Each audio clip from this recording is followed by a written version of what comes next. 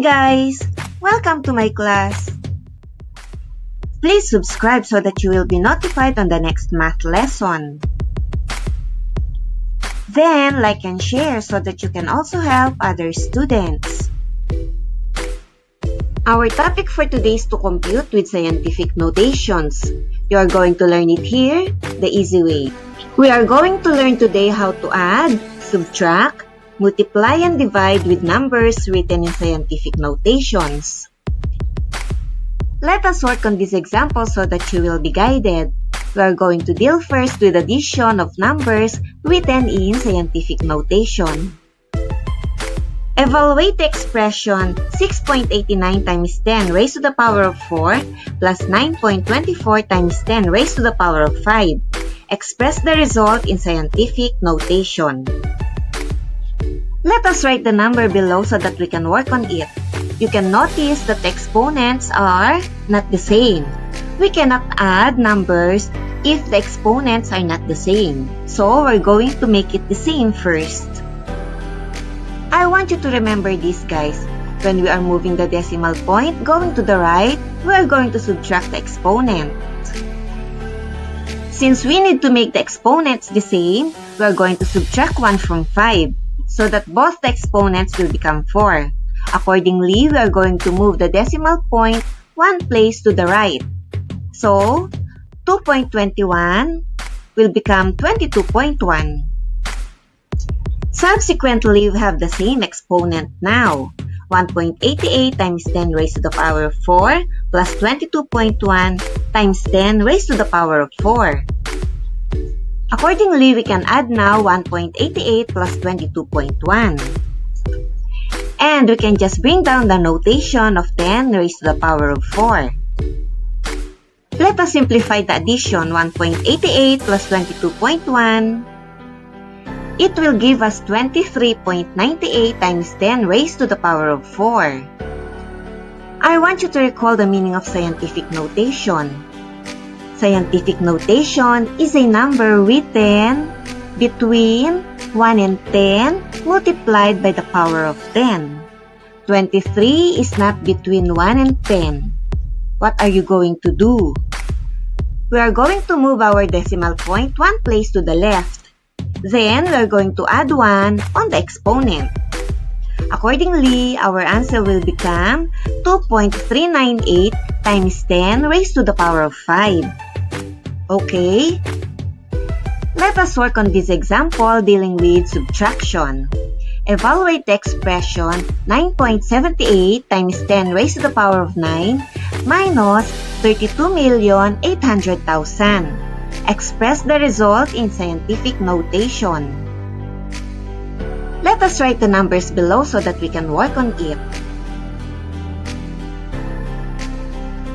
On the condition that we are going to translate the standard form of 32,800,000 into scientific notation, it will become 3.28 times 10 raised to the power of 7. After 3, there are 7 numbers more. That is why the decimal point will be after 3. And we're going to multiply it with the power of 10 raised to the power of 7. Do you understand it? Now, we have 2 numbers written in scientific notation. But can we subtract it? We cannot because 1 is raised to the power of 9 and 1 is raised to the power of 7. We need to make the powers the same. Accordingly, we're going to move the decimal point 2 places to the right and we're going to subtract 2 from 9. Therefore, our number will become 978 times 10 raised to the power of 7. The exponents of our numbers are all the same. That is why we can subtract now the scientific notation. We can work now on 978 minus 3.28, which will give us 974.72. We are going to multiply it by 10 raised to the power of 7. But 974 is not written between 1 and 10. So we are going to move the decimal point 2 places to the left. Once we move the decimal point 2 places to the left, we are going to add 2 on the exponent. Accordingly, it will give us 9.7472 times 10 raised to the power of 9. Let us work now on multiplication of numbers written in scientific notation. Evaluate 3.2 times 10 raised to the power of 2 times 1.8 times 10 raised to the power of 4. Express the result in scientific notation. I want you to take note of this. Even if the exponents are different, they are not the same, we can still work on multiplication written in scientific notation. We can combine numbers written in the same format and start multiplying them. Consequently, 3.2 times 1.8 will give us 5.76. On multiplying numbers with exponent, if the base are the same, we're going to add the exponent.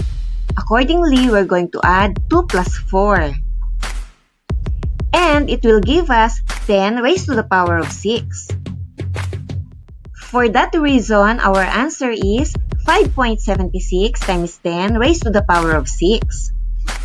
What if we have negative exponent on the multiplication of scientific notation? Let us work on this so that you will be guided. Evaluate 1.2 times 10 raised to the power of negative 2 times 2.4 times 10 raised to the power of 5. Express the result in scientific notation. We can combine numbers with the same format. And we can work straight away with 1.2 times 2.4, which will give us 2.88.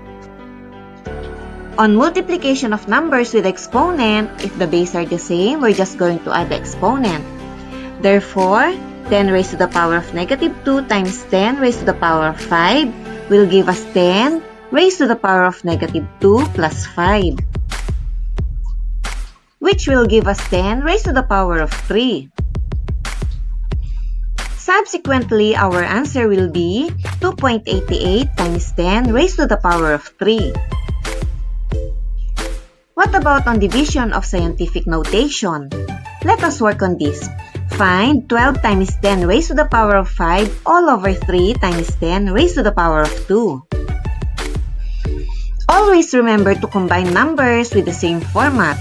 Accordingly, it will give us 12 over 3 times 10 raised to the power of 5 all over 10 raised to the power of 2.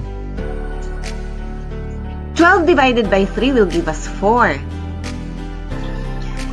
On division of numbers with exponents, if the base are the same, we're just going to subtract the exponent of the denominator to the exponent of the numerator. Accordingly, 10 raised to the power of 5 all over 10 raised to the power of 2 will give us 10 raised to the power of 5 minus 2. And it will give us 4 times 10 raised to the power of 3.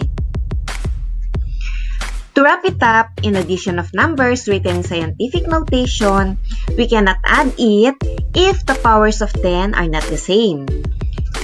We need to make the powers of 10 equivalent.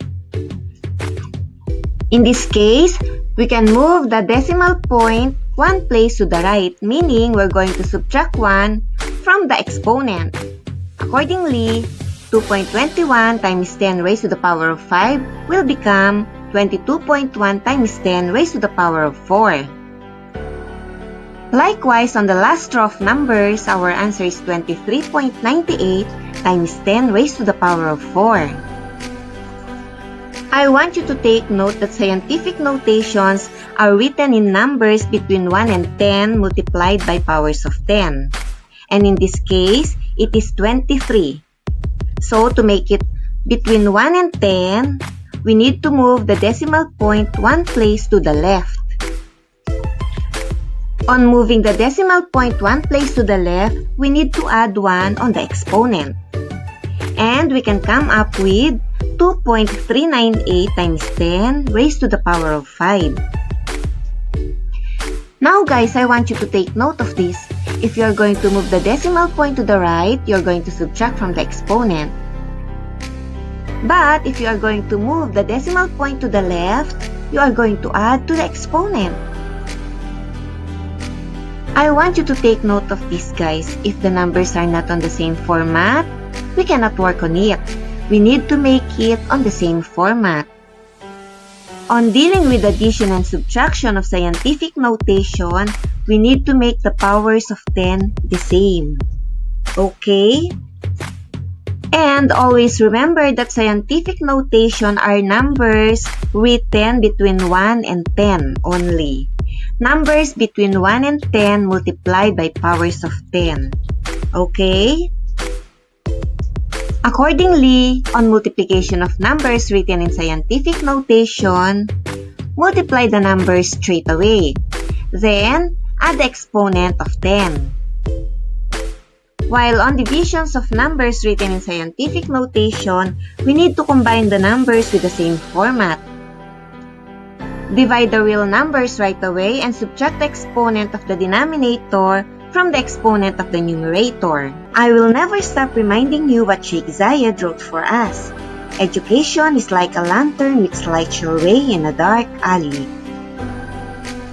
We need to give importance to our education so that we're not going to be blindfolded in our future. In case you have confusion on some part of the lesson, I want you to go back. Revise it again, watch it carefully, slowly, and I know you can get it. Life is a math equation. You cannot get the most of it if you cannot convert the negatives into positive. I want you to score high in math, then be wise and healthy. Okay? Till next math lesson. Bye-bye!